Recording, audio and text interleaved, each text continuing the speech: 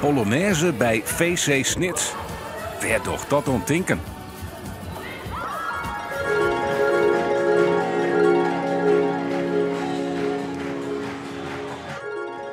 Nee, Safir is het nog lang net bij de volleybalsters uit Snits. Na een seizoen waarin ze als derde eindigen in de reguliere competitie, spelen de vrouwen van coach Paul Oosterhoff dit seizoen de play-offs. We trainen natuurlijk regelmatig, hè? We trainen 4 keer in de week. En we zitten nu in een play-off fase waarin we eigenlijk alleen maar aan het slijpen zijn. Dus dan wil je eigenlijk de training even op een leuke, ludieke manier beginnen. De play-offs, die werk je bij alle sporten weer oors. Paul Oosterhoff leidt het daarom nog maar eens uit. De top 6 die speelt nu een kampioenspool. En dat betekent dat je 10 wedstrijden speelt. Hè? Want je speelt niet tegen jezelf. Dus je speelt een keer uit en een keer thuis tegen iedereen in die kampioenspool.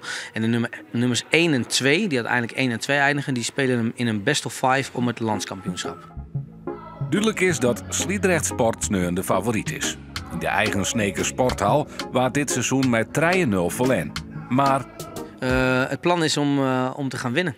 We spelen om te gaan winnen en wij denken dat we ook van ze kunnen winnen. We zullen toch tactisch gezien goed ons plan moeten kennen. En als we dat op orde hebben, dat hebben we ook afgelopen zondag gezien tegen Zwolle, dan kunnen we echt een hoog niveau halen. Voor Oosterhoff is het de eerste keer als headcoach in de play-offs. Smiet de druk op voor het team. We willen elke wedstrijd winnen. Dus wat dat betreft is het niet anders dan in de reguliere competitie. Maar goed, van buitenaf en qua media-aandacht en dat soort zaken, merk je wel dat je in een fase bent beland waarin de prijzen worden verdeeld. Dus wat dat betreft, zeker. Een van de vrouwen die weet hoe het is om te spelen om de knikkers is Monique Volkers. Ze nam afscheid bij het eerste om daarna te vertrekken van een reis van 3 maanden naar Australië. Lekker weer terug in Sneek.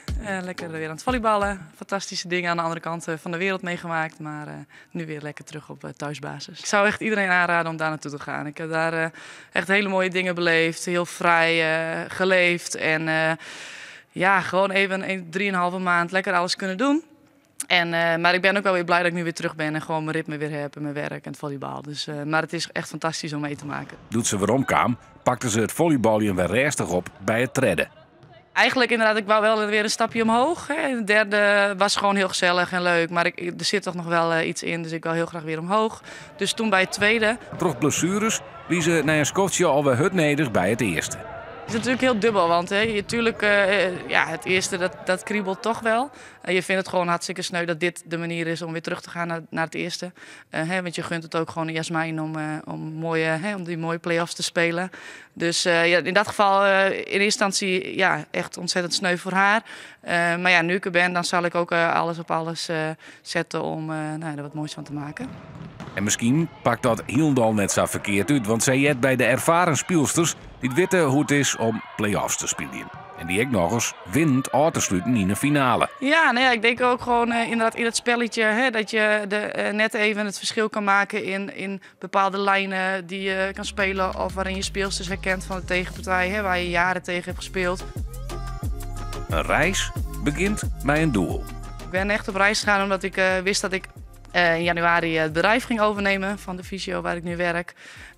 Dus dat was voor mij eigenlijk de reden dat ik wegging om nu het nog kon, zeg maar. En heel misschien, is de reis naar het kampioenschap van VC Snits in 2019 begon op Samaranwaasdion in februari bij het rennen van de Polonaise.